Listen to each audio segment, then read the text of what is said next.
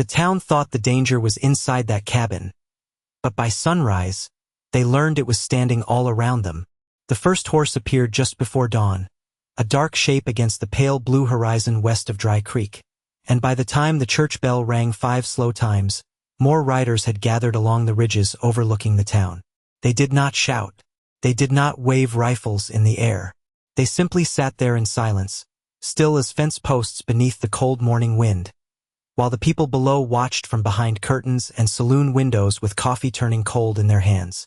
Dry Creek had seen outlaws before, drifters too, but nobody in town could remember the last time 200 Apache riders stood outside the valley without moving an inch.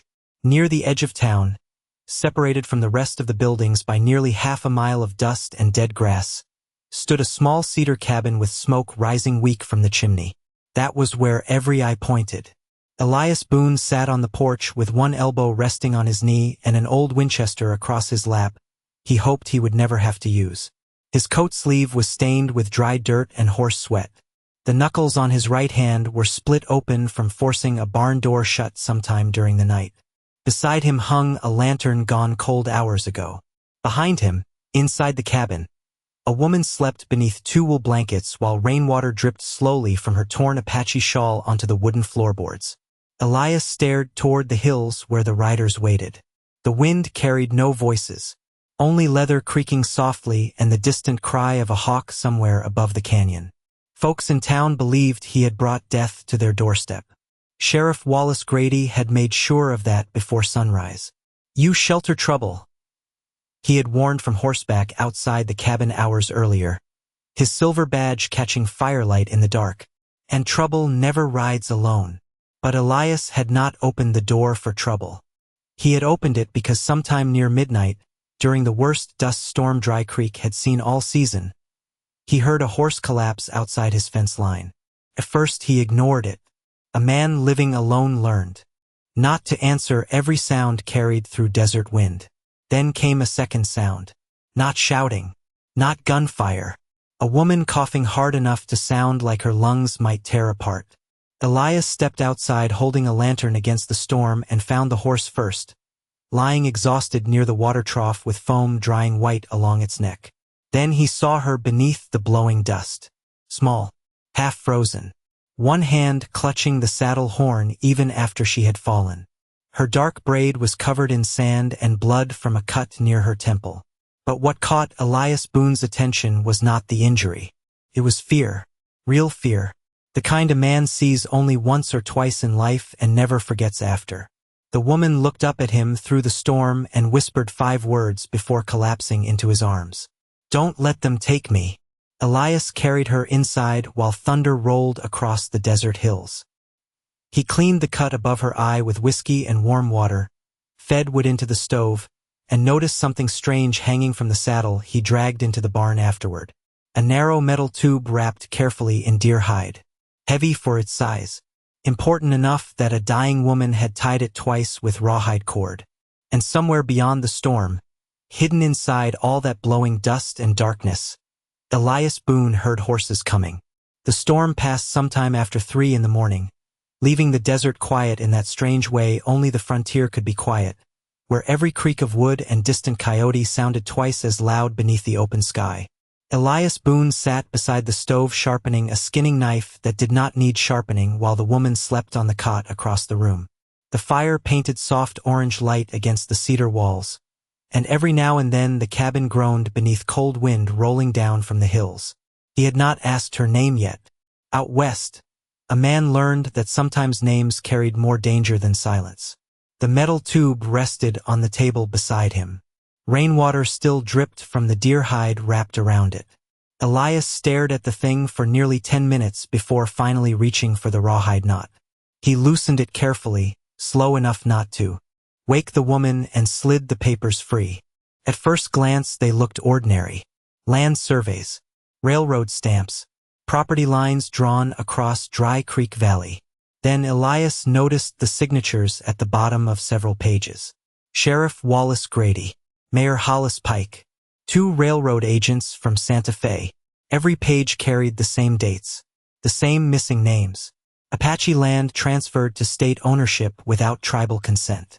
Elias leaned back in his chair as the stove crackled low behind him. He had seen men steal cattle before, seen gamblers cheat widows out of homes. But this was different.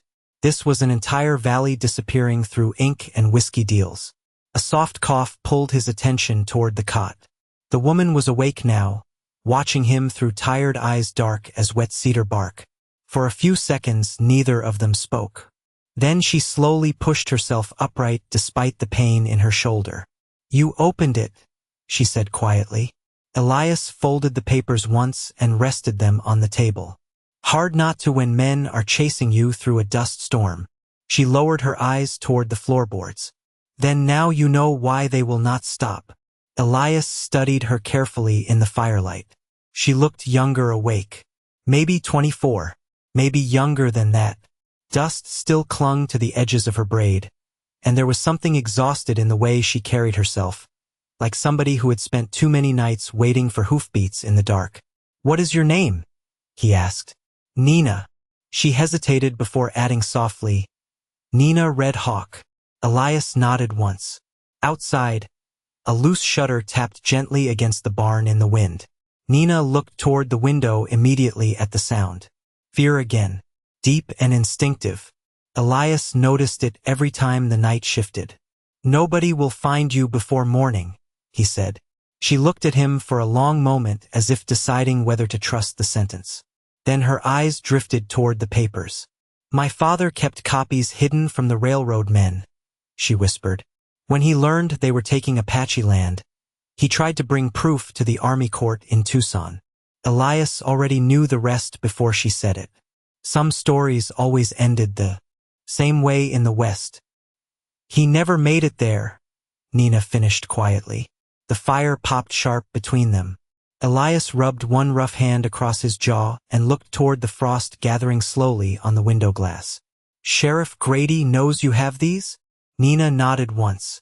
"And if he gets them back, the valley belongs to the railroad by winter." Somewhere outside, beyond the cabin and the dead grass fields stretching toward town, a horse suddenly whinnied hard in the dark.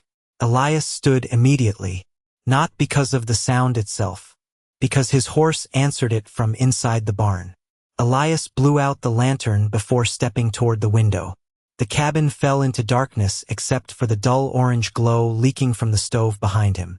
Outside, the night stretched cold and silver beneath a half-hidden moon, and for several seconds he heard nothing except the wind brushing through dry sage.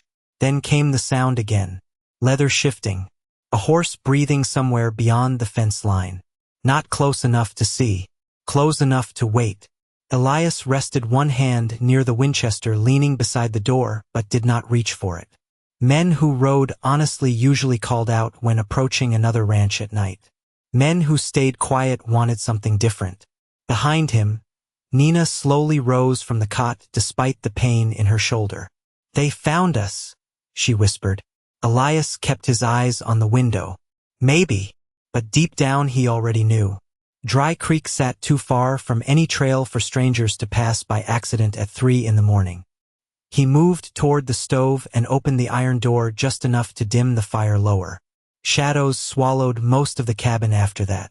Nina wrapped the wool blanket tighter around herself while watching Elias with the careful eyes of someone measuring whether a man would stand firm once fear arrived at his doorstep. Outside, another horse answered from farther away this time. Then another. Not many, maybe 3 riders, spaced apart, circling slow. Elias walked to the back shelf and pulled down an old coffee tin filled with loose cartridges. He counted them once in silence before slipping the tin beside the rifle near the door. Nina noticed the motion immediately. "You think Sheriff Grady came himself?" she asked softly. Elias shrugged into his coat without answering at first. The leather creaked faintly in the dark. "Men like Grady rarely ride first," he finally said. "They send others to measure how scared you are." A faint light suddenly appeared far down near the road leading toward town. Lantern light, moving slow through the darkness. Elias narrowed his eyes. One rider only. That meant confidence. Or authority. He opened the front door halfway and stepped onto the porch. Cold desert air hit him immediately, carrying the smell of wet dirt left behind by the storm. The rider approached at a walking pace until the horse stopped near the fence. Sheriff Wallace Grady sat beneath a long oilskin coat with rain still shining on the brim of his hat. He looked calm. Too calm for a man riding toward danger before sunrise. "You got company tonight, Boone?" Grady called quietly. Elias rested one shoulder against the porch post. "You rode all this way to discuss my guests?" The sheriff smiled faintly, though it never touched his eyes. "Town says an Apache woman came through here." Elias said nothing. Grady glanced toward the barn, then toward the dark hills surrounding the valley. "You know what people fear most out here?" he asked. "Not thieves, not storms. War." Wind rolled dust softly across the yard between them. Elias watched the sheriff carefully. The man carried himself differently tonight. Less like law, more like ownership. "She is sick," Elias said. "That all?" Grady asked. "Because I heard she carries something worth killing over." Silence settled again. Somewhere beyond the ridge, another horse shifted against stone. The sheriff heard it too. His expression tightened for only a second before smoothing flat again. "Sun comes up in 2 hours," Grady said quietly. "By then this valley is going to choose sides whether it wants to or not." Then he pulled the reins gently and turned his horse back toward town. Before disappearing into the darkness, he stopped once more without looking back. "If I were you, Boone," he said, "I would pray those riders outside Dry Creek came for her." Elias stood motionless, long after the sheriff vanished into the wind. Behind him, inside the cabin, Nina whispered something in Apache beneath her breath while staring toward the eastern horizon. And somewhere far out beyond the black desert hills, hidden deep inside the fading night, drums began beating low and steady like distant thunder rolling across stone. The drums continued long after the sheriff disappeared into the dark. Slow, distant, steady enough to make sleep impossible. Elias sat near the front window with the Winchester across his knees while cold gray light slowly crept over the desert floor outside. Every few minutes he glanced toward the hills surrounding Dry Creek, but the riders remained hidden beyond the ridges like ghosts waiting for daylight. Inside the cabin, the smell of cedar smoke and black coffee mixed with damp earth carried in from the storm. Nina stood beside the stove warming her hands around a tin cup, though she barely drank from it. Her eyes stayed fixed on the eastern horizon through the narrow crack between the curtains. "They are closer now," she said softly. Elias listened. At first he heard nothing except wind brushing through the grasslands. Then the floor beneath his boots gave the slightest tremble. Not enough to shake dishes, just enough for a rancher to notice. Horses, many of them, moving slow. He looked toward Nina. "How many?" Her answer came almost like a whisper meant for herself. "Enough." Sunrise reached the valley in pale streaks of gold, and with it came the first signs of fear from town. Church bells rang sharp and hurried. Dogs barked from every direction. Somewhere near Main Street, a woman shouted for her children to get inside. Elias stepped onto the porch again and saw movement spreading across Dry Creek like wildfire through dry timber. Men gathered outside the saloon pulling coats over their shoulders while staring toward the hills west of town. Store owners locked doors that had not been locked in years. Nobody rode toward the riders waiting outside the valley. Nobody wanted to be the first. A cold gust swept dust across the porch boards. Then the sun finally cleared the horizon, and Dry Creek saw them, Apache riders lined. The ridges in complete silence, stretching across nearly half a mile of elevated ground overlooking the valley. Some carried spears decorated with black feathers. Others sat wrapped in dark blankets with rifles resting across their saddles. None moved. None shouted. They simply watched. Elias heard footsteps approaching from behind before Nina appeared in the doorway beside him. The moment she saw the riders, something changed in her face. Not fear this time. Recognition. Relief buried beneath exhaustion. Elias noticed immediately. "You know them," he said quietly. Nina kept her eyes fixed on the ridge. Some. Far below, near the center of town, Sheriff Grady rode into the street surrounded by several armed deputies and railroad men. Even from this distance, Elias could see panic hidden beneath the sheriff's stiff posture. Grady shouted orders nobody fully obeyed. Too many townsfolk were busy staring at the hills. One older rancher removed his hat slowly as though standing in church. Another backed away from the saloon with pale eyes fixed on the growing line of riders. Then came the sound that changed the valley completely. Not a war cry, not gunfire. A single horse trotting calmly down the ridge toward Elias Boone's cabin alone. The rider wore no sheriff badge, no army coat, just dark buckskin and a silver necklace catching morning sunlight. He stopped several yards from the porch without reaching for the rifle resting near his saddle. The man looked old enough to remember every war this land had suffered through.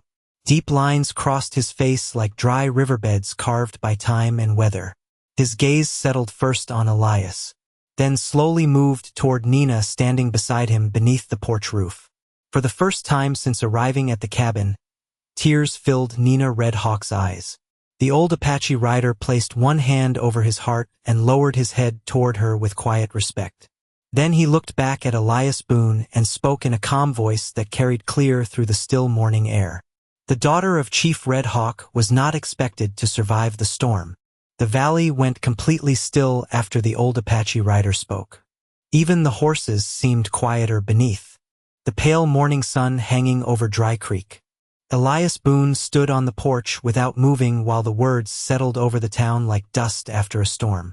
The daughter of Chief Red Hawk. Men in Dry Creek had heard that name for years around poker tables and railroad camps, usually spoken in low voices by people who preferred stories over truth. Some called Red Hawk a warrior. Others called him a ghost who could move entire tribes through the desert without leaving tracks behind. But nobody in town had expected his daughter to be standing inside a lonely ranch cabin wrapped in a wool blanket beside a white cowboy the sheriff himself had warned hours earlier. Down near Main Street, nervous voices began spreading from porch to porch. Curtains moved. Storekeepers stepped farther into the street.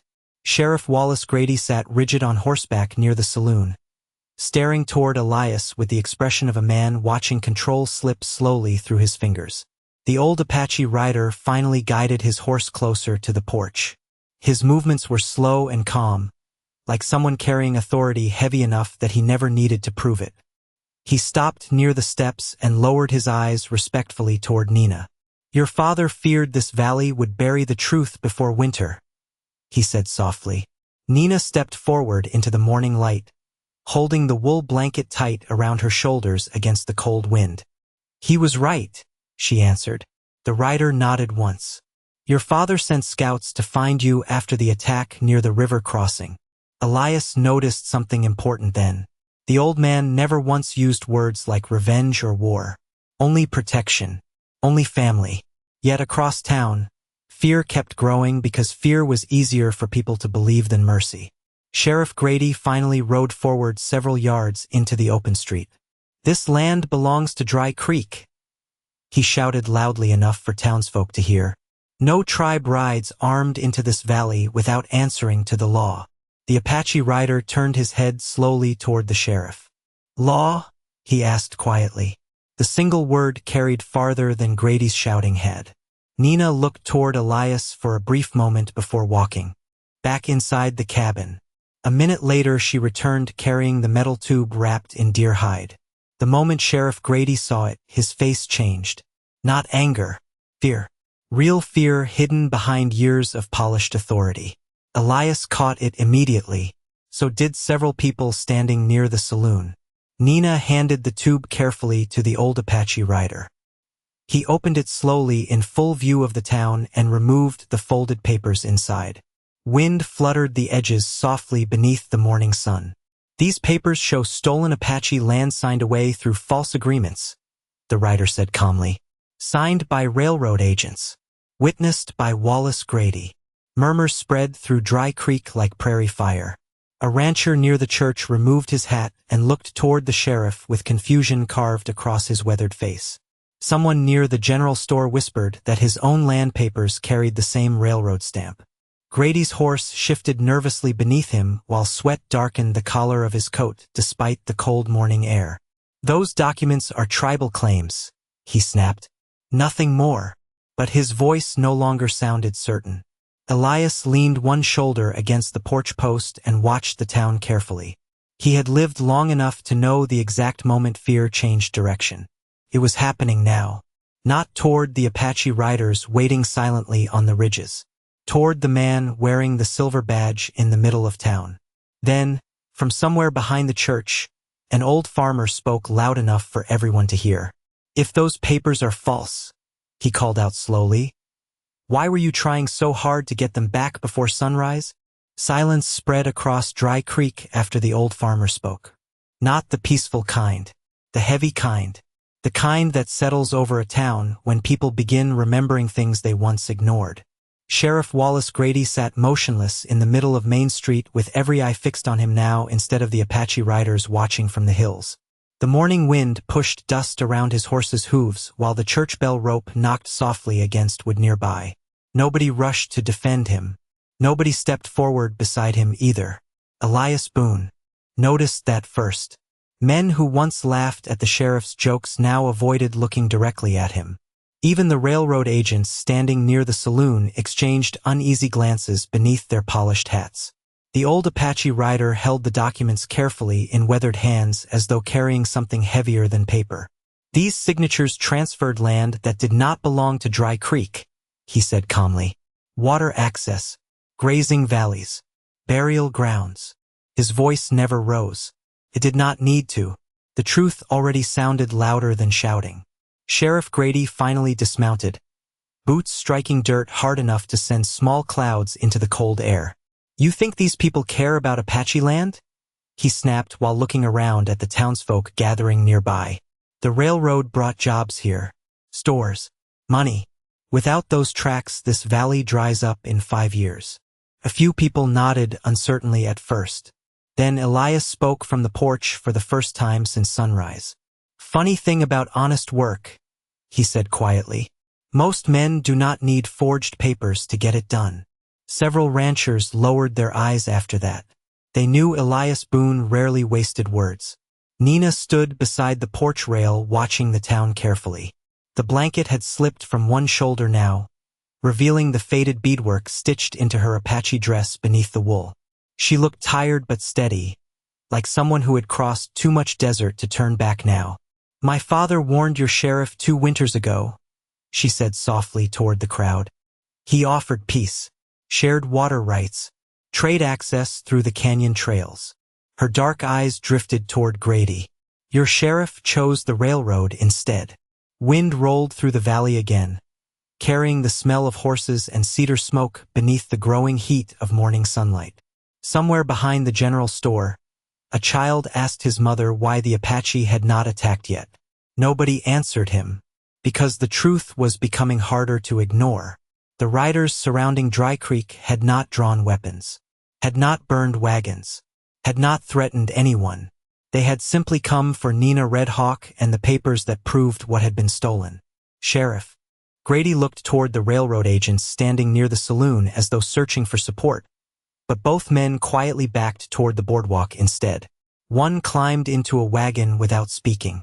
The other removed his company pin and shoved it into his coat pocket fast enough for everybody to notice. Elias almost pitied Grady then. Almost. A man could survive losing power in the West. Losing respect was harder.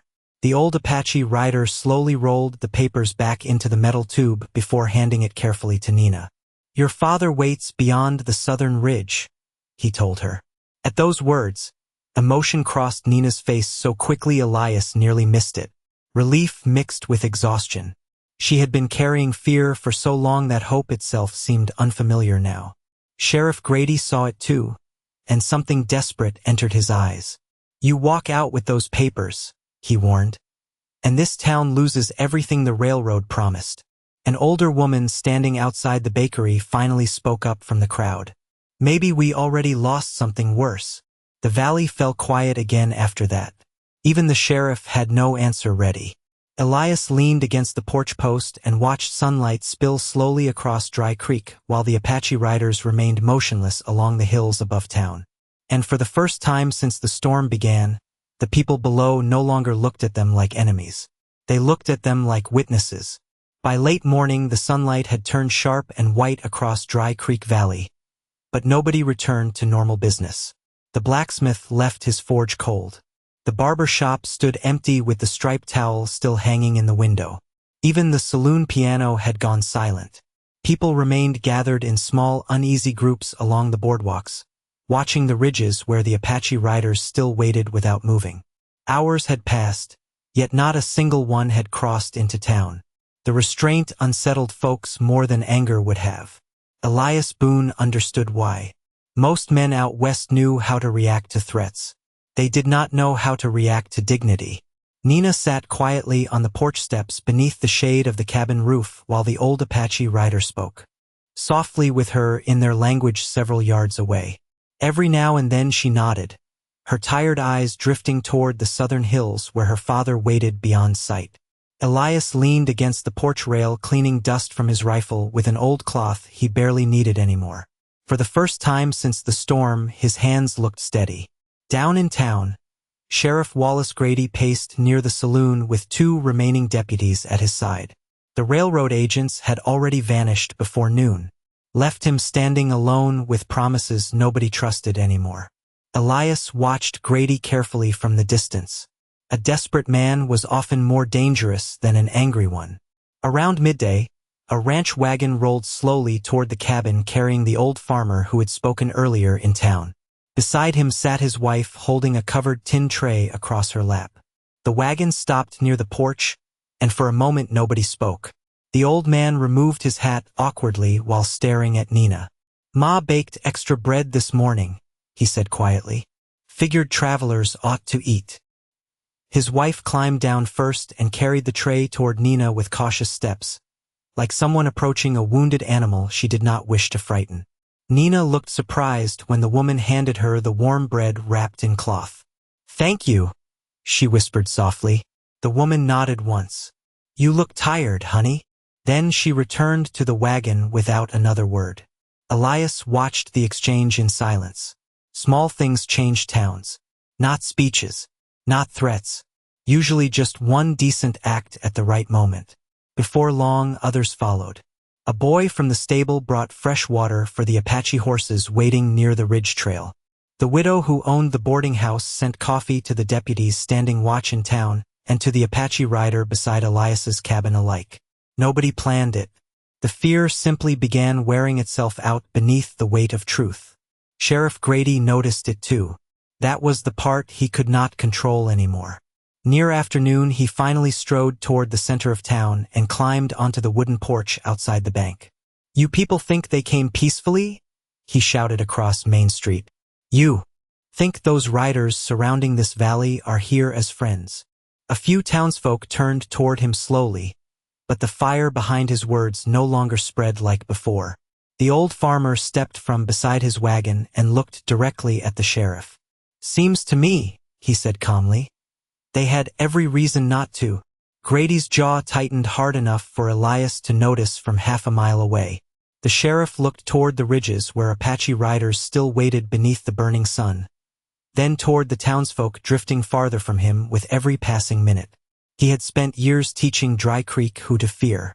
Now the town was learning something different. Elias rested both hands on the porch rail while warm desert wind swept through the valley carrying the smell of dust, horses, and fresh bread. Beside him, Nina quietly watched the people of Dry Creek beginning to lower their guard one small kindness at a time. Then she looked toward Elias and asked the question she had carried since the storm first brought her to his door. "Why did you help me before you knew any of this?" Elias stared out toward the hills for several long seconds before answering. "Because once," he said quietly, "someone needed help in front of me." His eyes remained fixed on the desert afterward. "And I waited too long." Afternoon shadows stretched longer across Dry Creek, and slowly the valley began breathing again. Not normally, not peacefully, but differently than before. The fear that had wrapped itself around the town since sunrise no longer pointed toward the Apache riders watching from the hills. It pointed inward now, toward old deals, old lies, and the men who had grown rich hiding them. Elias Boone sat in a wooden chair outside the cabin with his hat pulled low against the sun, while Nina spoke quietly with the old Apache rider beside the hitching rail. Every now and then she smiled faintly, the kind of smile that looked unfamiliar after too many nights spent surviving instead of living. Across town, Sheriff Wallace Grady remained near the bank porch with fewer people around him every hour. Even his deputies kept their distance now. One had already removed his badge and left on horseback before noon without saying goodbye to anybody. The other stood beside the water trough staring into the dirt as though wishing the entire day had never happened. A warm wind rolled through the valley carrying the smell of mesquite and horse leather. Somewhere near the church, children had begun playing again, though their mothers still watched the hills nervously between conversations. Life was trying to return, but truth rarely leaves a town unchanged once it arrives. Near sunset, a group of ranchers finally approached the cabin together. Slow steps, hats in hand. Elias recognized most of them. Men who once refused to sit beside Apache traders during market days. Men who believed every warning Sheriff Grady ever spoke. The oldest among them stopped near the porch and cleared his throat awkwardly. "We came to ask about those papers," he said quietly. Nina looked toward the old Apache rider before carefully handing the metal tube to Elias. He opened it slowly and passed several documents forward. The ranchers studied the pages beneath the fading orange light. One man's face turned pale almost immediately. "This creek line here," he murmured, pointing at the survey map. "That cuts straight through my grazing land." Another rancher frowned deeper the longer he read. "Railroad promised us water rights expansion after winter." The old Apache rider nodded once. "They promised many things." Silence settled over the group again. Not hostile silence. Ashamed silence. The kind men carry when they realize greed has been speaking in their town wearing the mask of progress. Down near Main Street, Sheriff Grady finally mounted his horse again. Elias noticed him watching the ranchers gathered peacefully outside the cabin, and something bitter crossed the sheriff's face. He kicked his horse hard and rode toward the edge of town where the railroad wagons had stood earlier that morning. But the wagons were gone now. The railroad men had abandoned him before sunset. Dry Creek saw that too. A few townsfolk stepped quietly aside as Grady passed. Nobody greeted him anymore. Nobody called him sheriff. Nina watched the man ride alone through the dusty street before turning toward Elias. "He thought fear would protect him," she said softly. Elias rested both hands on the porch rail. "Fear works," he answered. "Just not forever." The last sunlight spilled gold across the valley then, touching the Apache riders waiting patiently along the ridges like figures carved from bronze and dust. Not one had entered town all day. Not one had threatened anyone. And somehow that restraint weighed heavier on Dry Creek than violence ever could have. The old Apache rider finally stepped toward his horse as evening approached. "Chief Red Hawk waits until nightfall," he said to Nina. "After that, we leave the valley." Nina nodded slowly, though her eyes drifted toward Elias afterward. There was gratitude there now, and sadness too, because some people change your life quietly in less than a day, then disappear into the desert before morning. Elias seemed to understand that without words. He simply looked out across Dry Creek while lanterns slowly began glowing inside windows one by one. Then, somewhere behind them in town, a single voice called out across the evening air. "Boone!" Elias turned slightly and saw the old farmer standing near the road with several townsfolk gathered beside him. The man removed his hat respectfully before speaking again. "You did the right thing." And for the first time in many years, nobody in Dry Creek argued with him. Night settled softly over Dry Creek Valley, painting the ridges dark blue beneath a sky crowded with cold stars. One by one, lanterns glowed inside the town windows, while the Apache riders finally began turning their horses south toward the canyon trails. There had been no battle, no bodies carried through the streets, no gunfire echoing across the desert. Just Truth arriving on horseback at sunrise and leaving the same way after sunset. Elias Boone sat alone on the porch steps with a tin cup of coffee warming slowly between his hands as the last light faded from the valley floor. The wind had calmed now. Only the distant sound of leather saddles creaking and horses moving through dry grass drifted across the night air. Nina stood near the hitching rail beside her horse while the old Apache rider adjusted supplies for the journey ahead. She looked healthier already beneath the lantern glow, though exhaustion still rested quietly beneath her eyes. For a long moment she simply watched Elias without speaking. Then she walked slowly toward the porch. Elias looked up as she stopped beside him. Neither of them seemed in a hurry to break the silence. Out west, some things carried more meaning unsaid. Finally Nina held out the small silver necklace the old Apache rider had worn earlier that morning. The pendant was shaped like a hawk feather carved from polished bone. "My father asked me to give this to the man who opened his door when others would not," she said softly. Elias stared at the necklace resting in her hand but did not reach for it immediately. "I did not do much," he answered. Nina smiled faintly. "That is not how my people will remember it." The porch lantern flickered gently between them. Somewhere in town, a piano finally began playing again inside the saloon for the first time all day, though the music sounded quieter than usual, almost respectful. Elias accepted the necklace carefully and turned it once in his rough fingers. The carved feather caught warm lantern light before settling still against his palm. "Your father should keep his riders moving before dawn," Elias said after a moment. "Some railroad men do not forgive embarrassment easy." Nina nodded slowly. "Neither do some towns." Elias glanced toward Main Street where Sheriff Wallace Grady's office stood dark and empty now. Just before sunset, federal marshals from Tucson had arrived carrying questions nobody in Dry Creek wanted answered publicly. Grady had left town under escort without looking once toward the cabin outside the valley. No speeches, no last threats, just a tired man riding away beneath the same dusty sky where he once believed himself untouchable. Nina followed Elias's gaze toward town. "Will they blame you for this?" she asked quietly. Elias leaned back against the porch post and listened to the desert breathing around them.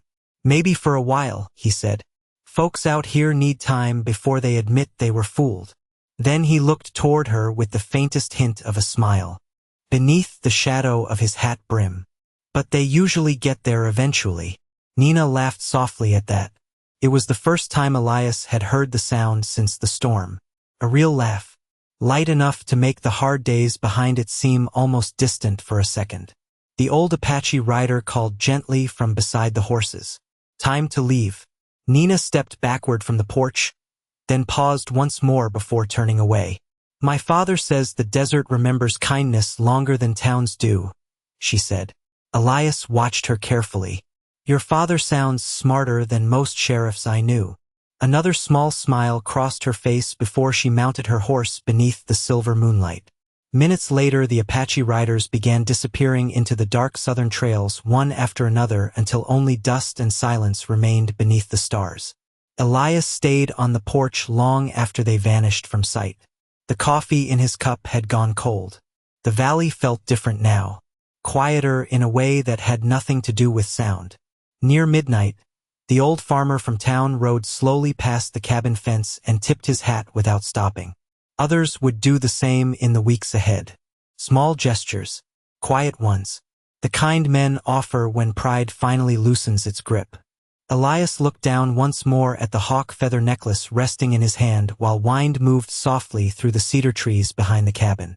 Then he slipped the necklace into his coat pocket and stared out toward the sleeping desert. Because out there, a man was not remembered for how loud he stood when trouble came, only for who he refused to abandon when everybody else stepped aside.